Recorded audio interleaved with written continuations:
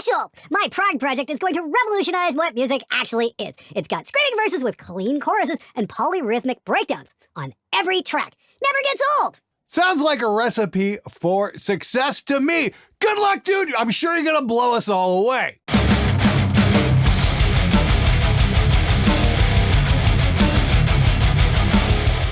Hey everybody, how's it going? Welcome to another fun-filled episode of SMG Viewers Comments, my weekly show where I try and answer your comments and questions about recording, being in a band, making records, whether to not make records, that sort of stuff, to the best of my ability. Don't forget, we've got about 3 days left on Scott Elliott's Mixing Your First Metal Track lesson that's up now. That's going to be on sale until end of day Sunday night. We'll have some details on that coming up in a few minutes. Anyway, let's get right to it. You are not worthy to play a Gibson. I'm not worthy? I'm not worthy! What the fuck does that even mean? What? I'm not good enough? I'm not cool enough? By what standard does one measure worthiness to play a fucking Gibson guitar? Here's the thing, pal. Music's for everybody. Everybody should be able to play whatever fucking brand of guitar they fucking want to without some gatekeeping bastard fucking saying, you're not worthy, you're not worthy. Seriously, take that attitude, wrap it in barbed wire and shove it straight up your ass, you fucking dick. Fucking can't stand musical elitists that you're not worthy. Fuck that attitude, man. Seriously, if I want to play a Gibson, that's my business. I'm gonna suggest maybe a slightly different take on things. Maybe you wrote that because you're in $3,000 on a guitar and you realized it can't stay in fucking tune. Maybe you're a little upset that I might have reminded you about that. They're not exactly the best fucking investment, in my opinion, if they can't fucking stay in tune. I don't know, your mileage may vary, but I've had a lot of Gibsons come into the studio over the years, and generally I spend more time tuning them than I do recording them. Serious question. I know you have a lot of disdain for Gibson based on decades of top-rated master musicians rolling through your studio. I want to add a Les Paul to my collection because I really dig the sound and overall vibe. Not sure I want to drop big bucks on a turkey, though. I do see some legends who have made a Les Paul their go-to rig for stage work. I'm thinking old guys like Jimmy and Peter, musicians I grew up admiring. And then there are guitar tutorialists who use Les Pauls while teaching songs, or someone like Rick Beato. I trust what you are laying down. I know my mileage might vary on any given instrument. What is the skinny on a fat-sounding Les Paul? Well, I just kind of did a little rant there. Let me offer a slightly different perspective. One brand I checked out when I was at Gear Street in Germany was a brand called Heritage Guitars. And what they did is they moved into the old Gibson factory in Kalamazoo, Michigan. And they make their stuff on those old machines that made all those classic instruments. So that might be a brand worth taking a look at. I'm also going to note that the Heritage guitars are sporting Grover tuners. Now, I did a demo when I was at Gear Street on some of those new mini amps, and I've got a video coming out on that real soon. I think that's the first time I've ever played a Les Paul style guitar in a video ever on this show. And yeah, the guitar stayed in tune pretty well. It played great. So maybe give that brand a look. This is the thing, if you dig the single cut style, that's absolutely fine. Get well soon. But if you can actually get over the fact that it doesn't have that certain brand on the headstock and you start looking for more quality instruments, you're going to find there are tons of brands out there that can offer competitive instruments at usually better prices as well. Come to think of it, I did a demo on a Canadian brand that was building Les Paul type guitars a few years ago here. My friend Hoogie came in, we tried them out. They were really cool as well. The thing was though, the brand didn't give me an instrument to hang on to, even though they got thousands and thousands of views on their instrument. And I just tried looking up and I can't even remember the name for the life of me. Maybe if they give me a guitar to hang on to, I might have remembered them and been able to recommend them. So for what I'm telling you right now, go check out Heritage. In University for Audio Engineering, I get to book the extremely nice studio to record whatever I want for free.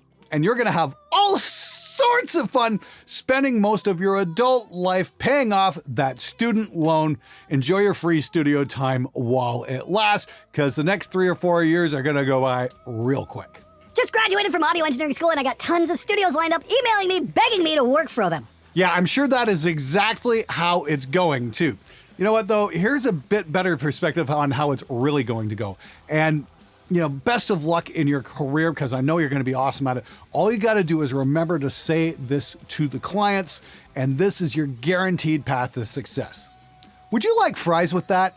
Customer is always right. That does not mean they are literally always right. What it means is that if they want to buy something, don't question them. They may be idiots for buying it, but it is not your job to dictate what they should and should not buy. The phrase comes from hotels and the strange requests guests make. If they want an inflatable zebra with 3 liters of whipped cream, you provide those and don't ask questions. Makes perfect sense. Kind of explains how Line 6 was so successful with their Spider line of entry-level amps. It was kind of, ooh, it does all these sounds. Yo, I want to get that because I can get this sound, and I can get to this sound, and I can get this sound. The one question that never seems to be asked, especially with all those iterations of that amp, was, does it actually sound any good? And the answer to that question, of course, is, of course not. It sounds like shit.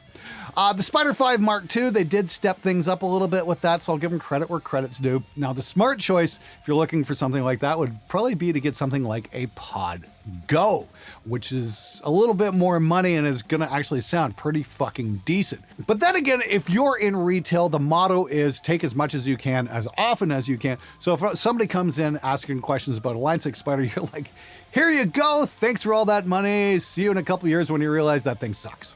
They demand a cut of merch sales, demand a cut of drink sales. Equivalent exchange? Of course, you're referencing Tuesday's video about 11 reasons why it's good to make an album. I got discussing how a few of my friends are out on tour and some of the venues are demanding a cut of the merch sales. And I like that analogy. Yeah, demand a cut of the drink sales.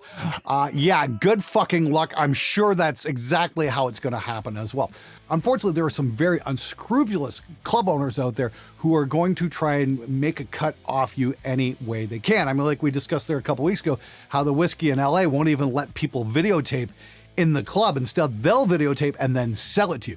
Anything to make a fucking buck. The whole system fucking sucks. So that's why I recommend fuck the touring. Just put out a YouTube video and hopefully you'll get some audience participation that way. I mean, like, as long as clubs are going to continue to fuck over the musicians, why play shows? Or better yet, go rent out a community center and go put on a show yourself and say, fuck the club owners.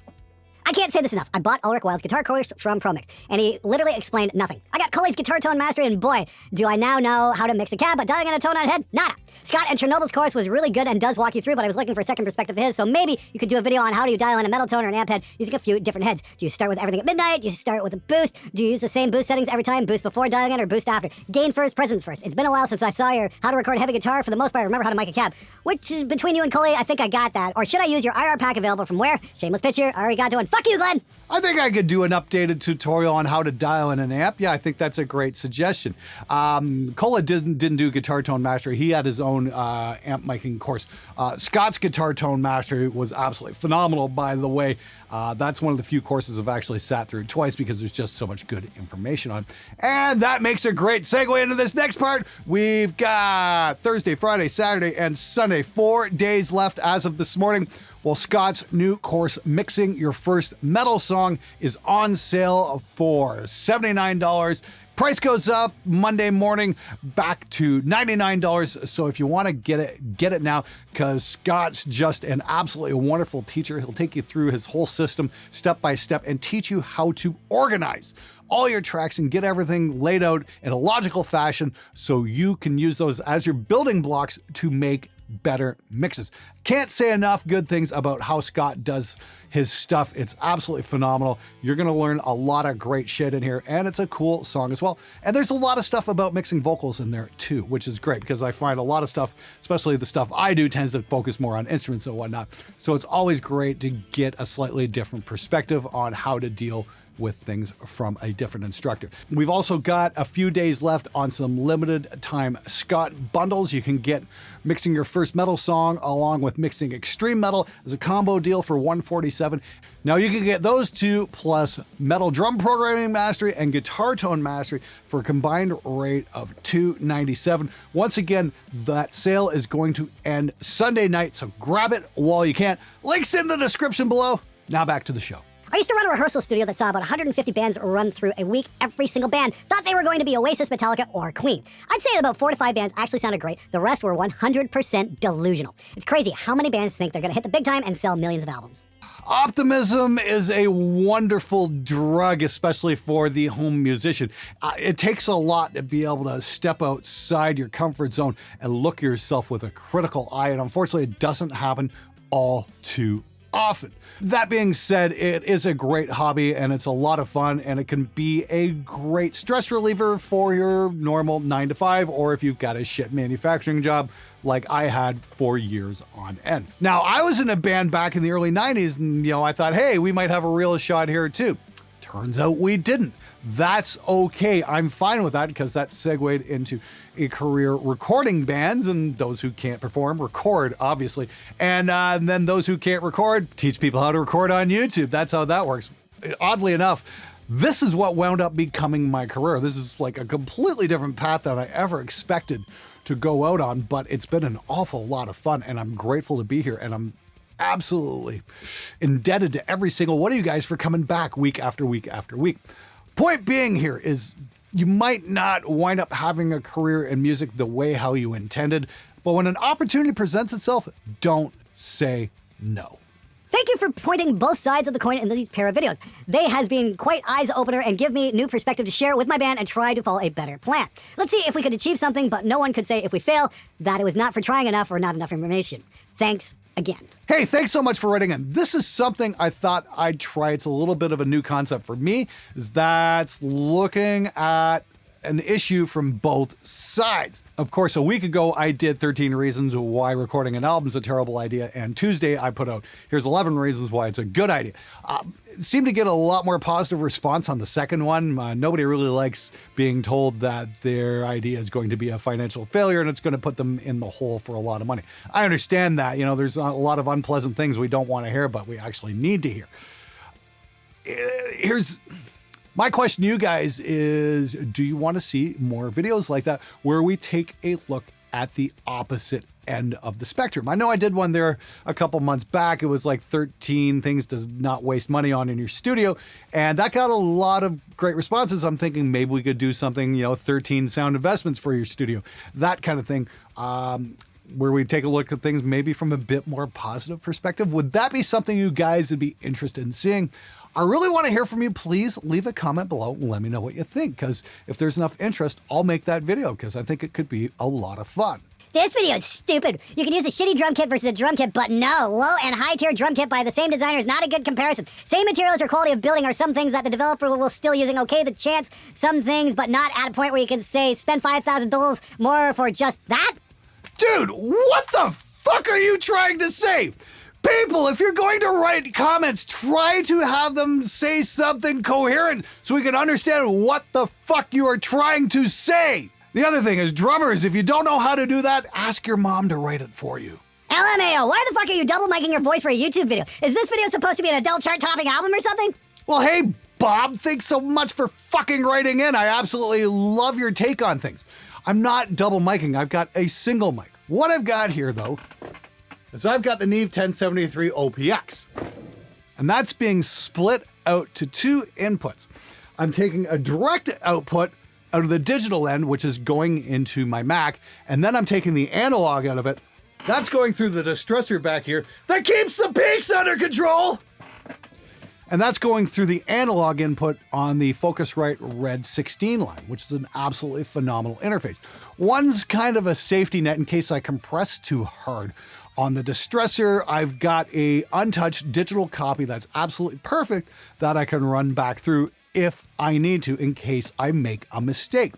I've had too many days in here where I've recorded something, I've done like a 20-minute video and then had to redo it because I fucked something up along the way. It happens all the time.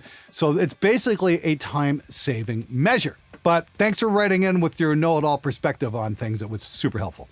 Hey Glenn, could you do a test on slanted and non-slanted cabinets? I hear this all the time. Oh well, slanted cabinets sound thin and suck compared to non-slanted cabs. Is there any truth to this? I don't know if they sound thin, to be honest with you. I've got a lot of slanted cabs that I think sound absolutely great. I've got, what do I got in here? Like 3 Mesa cabs in here right now. They're all slanted and they've all got different things. Here's the difference between slanted and non-slanted cabs. And I stole this, and this was Nolly's observation, not mine. So I'm passing this along. This is third-party information, giving credit where credit's due. More on that in an episode coming up in a few weeks. What you're going to get with a non-slanted cab, a straight cab, is you're going to get a bit of a standing wave between the back panel and the front panel. the sound's going to bounce around in there a little bit and create peaks and valleys, especially in the low end. Whereas with on the top slanted part, you're not going to get that standing wave because the sound's going to bounce off and dissipate in a different fashion. So you're not going to get quite those peaks. So what you might be hearing is a bit of a low end bump in a non-slanted cab that you won't get with a slanted cab. Honestly, a slanted cab might be better for recording though. It really depends. You'll definitely hear a difference in a 4x12 though if you mic up a top speaker in a slanted cab versus the bottom one. You'll definitely hear a shift in the bottom end. Again, I'm going to be doing a video on this in the next few weeks. I've been out scouring the used market for old Mesa cabs and old angle cabs and that kind of stuff, looking for a particular sound and whatnot. There's been a lot of driving over the last few weeks, mostly up to the Toronto area. I went to St. Catharines, I went up to Barrie. I mean, like all day in the car just to go get one of these cabs. It's kind of a fun little adventure, and I'm sure it's going to make a hell of an episode. Make sure you guys just subscribe so you get updated when that one comes out, because it's definitely one you're not going to want to miss. Howdy y'all, long-time listener, first-time caller. Many times you have yelled at us about recording a DI track. Are there really people that still don't get it? Haha, but for the real though, here's the question. What level is good for DI tracks? I've got a few DI boxes, but I always have to apply at least 10 dB to hit even -12. Is it good to keep the DI lower so when you reamp the signal is similar to what the amp would normally receive? Do you prefer to add dB yourself as a mixer? Thank you, and I'm pretty sure I'm supposed to say F you, Glenn, now? When it comes to DI signals, actually, I try and get the signal as hot as I possibly can without clipping it. I'll usually leave maybe 4 dBs of headroom. That's about it. You know, I'll just jam on the guitar as hard as I can and make sure it's not clipping, and that's where I'll set it. I find a lot of reamp boxes actually aren't fucking loud enough when it comes down to it. You've usually got to add a little bit more gain on them to get them to go out to the amp at the proper level. Actually, got a reamp box here from Signal Art, and this is something I got on Chad Kelly's case about because he sent me one and it was pretty good, but it wasn't loud enough. And he actually spent like a year and a half refining this thing and getting it to come up just a little bit louder. So there's actually like, you can go overboard with the amount this puts out, even though this is a passive unit. You can definitely overload. I just kind of tweak it for it. Yeah, it sounds about right about there. And then we're good. Can't say enough good things about the Signal Art stuff. These are definitely by far the best reamp boxes I've ever used. I should probably do a reamp box shootout at some point and just go to show you guys exactly what's what. Actually, that sounds like a fucking phenomenal idea. Who wants to see that video? Who wants to see a reamp box shootout? Because I think that's one that really needs to happen. You guys let me know. Glenn, I haven't heard you speak on Adobe Audition. That is what I tend to use. Should I switch to Reaper? I have no clue the differences in what it produces in the finished product. Adobe Audition, didn't that used to be Cool Edit Pro? I mean, I used something back in my early days done by those guys. It was called Way Cool Edit, and it was like the effects suite for digital wings for audio, which was my very first DAW. And I've got like number 34 off the line or whatever that came out with. It was going to be this whole thing that unfortunately wasn't very successful. It was going to be fucking cool where it was going to do all the mixing right on the card. And we're talking, this is back in the DOS days. It was really fucking cool, but unfortunately the bottom kind of fell on it and it just never fucking happened. Still got that unit kicking around somewhere. As for the Cool Edit Pro stuff, I don't know, do you get good results with it? Are you comfortable with it? That's what it really comes down to. I haven't used it. The question you have to ask yourself is, are you getting results you like? And if the answer is yes, then use that software. Absolutely. But I always recommend Reaper to guys just starting out because it is a fully featured DAW. It's super customizable and it can look fucking amazing.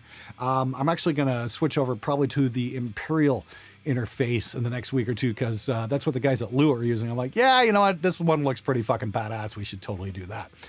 So again, keep your eyes peeled for that one because it'll be pretty fucking amazing. That's the thing I love about Reaper though, is you can configure it any way you want. And I think that's one of its biggest strengths. That and it's only $65 for the guys out there who aren't too cheap and keep hitting the still evaluating button. You guys know who you are. Glenn, do you ever have a problem with REA-Insert plug? I found that it would often require me to re-ping it quite often as the latency compensation would go out. I don't think that's a Reaper issue. I think that's a hardware issue. Sounds like you might have some clock drift or something like that. You might have a cheaper interface that doesn't necessarily have the most stable clock. So you will have to do that from time to time if you're using a lot of outboard. I'm using the Focusrite 16 line red thing and it's fucking incredible. And I'll find I'll just have to ping things once and then it's pretty much good from that point forward. Then again, you know what? You might have to re-ping every time you reboot your machine. I don't know about that.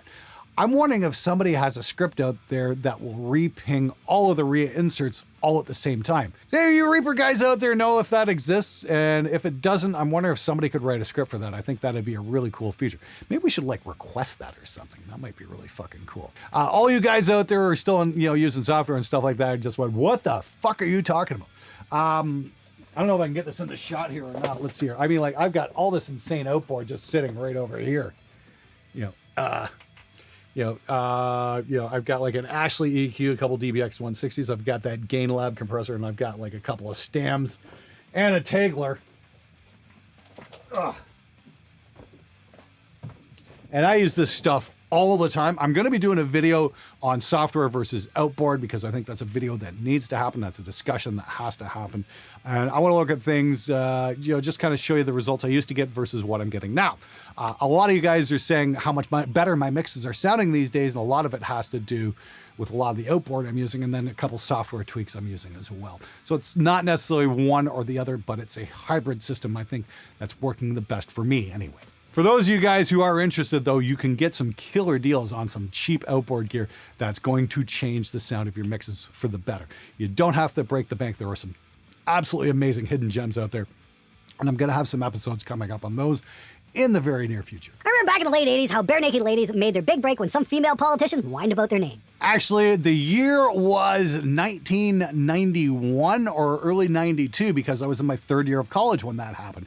I was in Oakville, Ontario at the time, and I remember that, Barenaked ladies got banned from Nathan Phillips Square, which is the park out in front of Toronto City Hall. They weren't allowed to play there because of their name. Toronto had just got their very first female mayor, and that's one of the first things she did was ban that band for their name.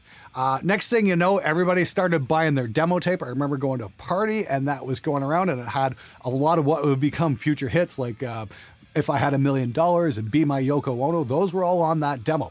And that was the thing. That band generated such a buzz. The major label was like, sign here, please. So, I mean, like, there's more than one path to success. I mean, like, there's definitely something to be said for pissing off the morally self-righteous. I mean, Steel Panther would not have sold out of their Pussy Melter pedals if somebody hadn't raised a giant fucking stink about it and had it banned off reverb. So, if you can piss off the right people, chances are you might be able to sell a lot of records. Glenn releases anti-album video. My band. Guys, we need to stop being egotistical and delusional album wankers. Also, Glenn, 11 reasons why making an album is a great idea. P.S. Fuck you, Glenn! Happy to help. Seriously, though, I think I am going to be doing a few videos where we kind of take a look at the opposite side of things because it might just be an awful lot of fun to do.